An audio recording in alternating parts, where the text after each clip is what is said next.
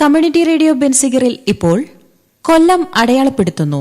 തയ്യാറാക്കി അവതരിപ്പിക്കുന്നത് വല്യശാല രാജു. ഇന്ത്യയിലെ ആദ്യത്തെ പോലീസ് മ്യൂസിയം കൊല്ലത്താണെന്ന് അറിയാമോ?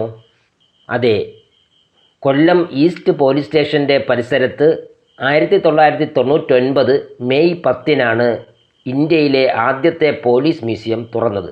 സർദാർ വല്ലഭായ് പട്ടേലിൻ്റെ പേരിലുള്ള മ്യൂസിയം സന്ദർശകർക്ക് ഒരു അപൂർവ അനുഭവമാണ്.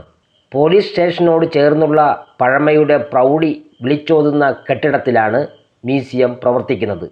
പോലീസ് സേനയുടെ ചരിത്രത്തെപ്പറ്റിയുള്ള ഒട്ടുമിക്ക രേഖകളും ഇവിടെ സൂക്ഷിച്ചിട്ടുണ്ട്. ചെറിയ പീരങ്കി മുതൽ റൈഫിളുകൾ വരെ കാഴ്ചക്കാർക്ക് പുതുമ നൽകുന്ന അനുഭവമാണ്. ഈസ്റ്റ് പോലീസ് സ്റ്റേഷൻ്റെയും മ്യൂസിയത്തിൻ്റെയും ലഘുചരിത്രം 16 പനയോലകളിൽ ആലേഖനം ചെയ്ത് ഇവിടെ സൂക്ഷിച്ചിരിക്കുന്നു.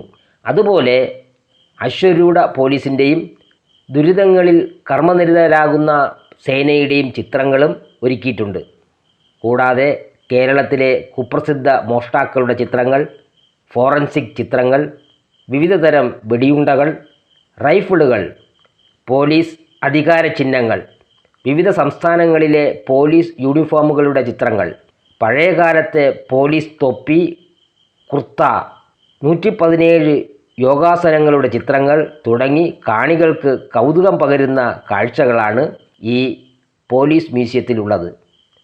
വന്ദന മാലിക് മാർട്ടിയേഴ്സ് ഹാൾ മ്യൂസിയത്തിൻ്റെ മറ്റൊരു പ്രത്യേകതയാണ്. നിയമപാലകരും സൈനികരുമുൾപ്പെടെ 4000-ഓളം ധീരന്മാരുടെ വിവരണങ്ങൾ ഈ ഹാളിൻ്റെ ഭിത്തിയിൽ ചെമ്പ് തകിടിൽ ആലേഖനം ചെയ്തിരിക്കുന്നു.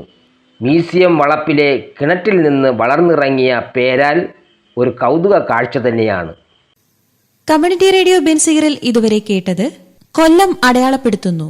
തയ്യാറാക്കി അവതരിപ്പിച്ചത് വല്യശാല രാജു.